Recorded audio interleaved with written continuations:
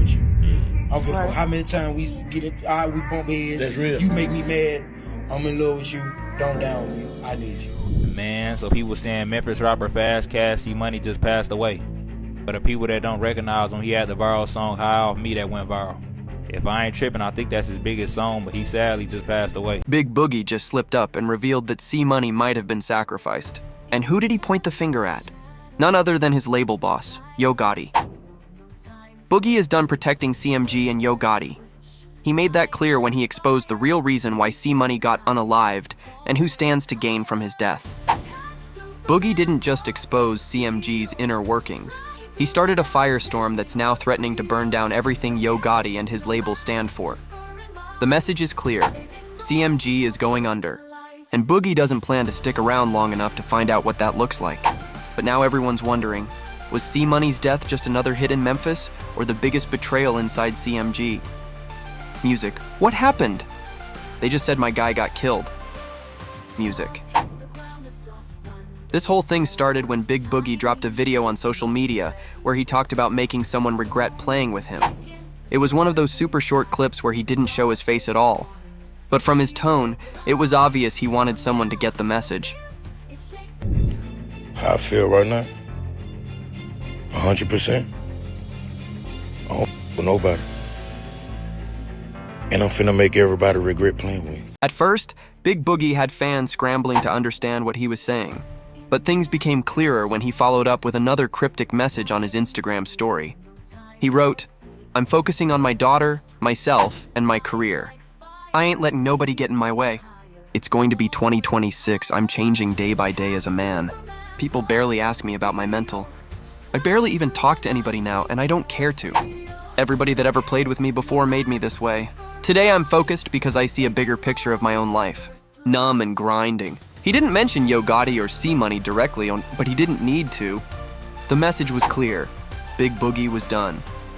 Fans caught the shade, and it didn't take long for them to connect the dots. Before Boogie's post, people already had their suspicions about C Money's death. It seemed too clean, too targeted, but Boogie confessing that he didn't care anymore and felt numb was all the confirmation people needed, and that blew the whole thing wide open.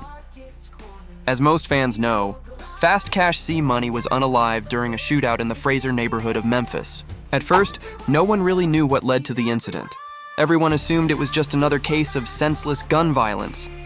However, that changed the moment the raw, unedited footage hit the internet. Suddenly, it looked less like a random act of violence and more like a targeted hit. That little seed of doubt was all fans needed to start digging. And what they found changed everything we thought we knew about the case. As it turns out, C Money knew something was about to go down weeks before his death. He didn't plan to leave his girlfriend and kids with nothing. That's why he had been working so hard to finalize his deal with Yo Gotti and officially signed to CMG. But that wasn't all. According to sources, C Money also took out a life insurance policy as a backup plan for his girlfriend and kids. A move that, while smart, now seems chilling in hindsight. After his death, his girlfriend Kai set up a GoFundMe to cover funeral expenses and support their children. She shared the link on Facebook with a heartfelt tribute. "Courtney taught me so much. So happy we got to love on each other. You took my heart with you for real. All I can do is play your music to hear your voice." The post left people stunned. Sure, C Money was still up and coming, but he didn't seem like the type to leave his family high and dry. If the rumors are true, he had been preparing for something. Maybe even expecting it.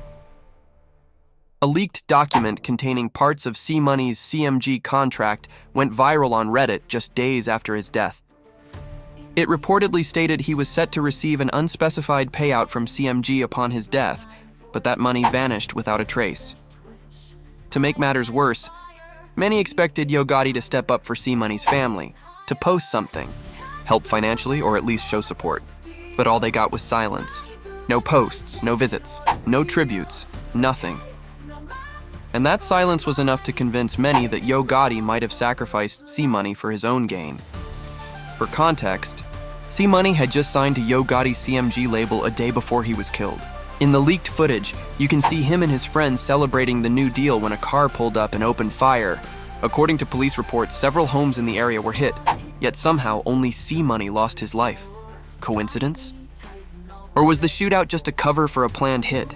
Here's where things go from strange to terrifying. C-Money was already doing well before Yo Gotti took him under his wing. The CMG contract was supposed to take his career to the next level, but soon he realized he and Gotti weren't on the same page. While C-Money wanted to focus on strategy, meetings, paperwork, rollout plans, Gotti seemed more interested in control than collaboration. C-Money noticed the red flags, but the real alarm bells went off when Gotti started making shady moves. Anyone familiar with Memphis street politics knows the tension between Gotti's CMG crew and Young Dolph's PRE camp runs deep. After Young Dolph's murder, many pointed fingers at Gotti and his brother Big Jook, speculating that Jook might have ordered the hit. The tension only grew when Hernandez Govan, a close friend of Big Jook, was arrested in connection with Dolph's death. So, when Big Jook was later killed in a similar fashion, some called it karma, while others called it revenge. But that was just the beginning. Yo Gotti runs CMG like a mob boss, total control, strict loyalty, zero tolerance for disrespect. For years, this worked. Artists like Glorilla, 42 Doug, Moneybag Yo, and Black Youngsta were thriving. CMG was unstoppable. But after Dolph's death, Gotti's boss image started to look more like a gangster facade.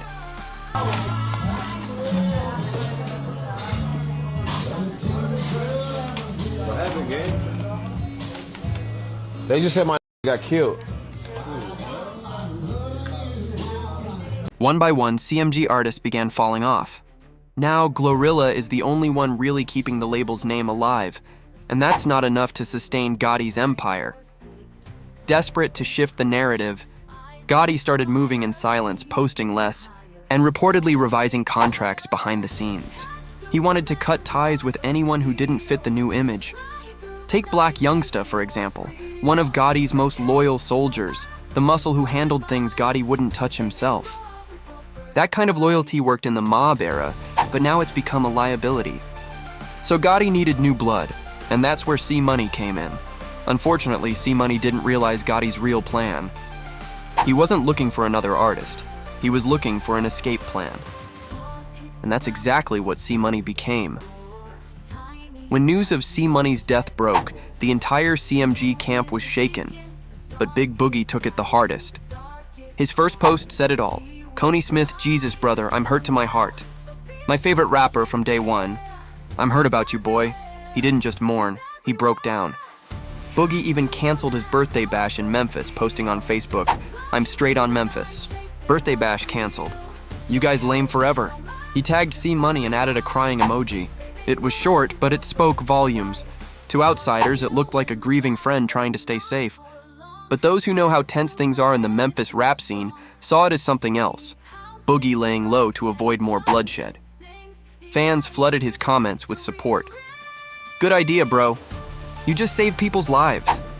Do it in Atlanta, gang. Memphis too hot right now. But then fans started noticing a pattern.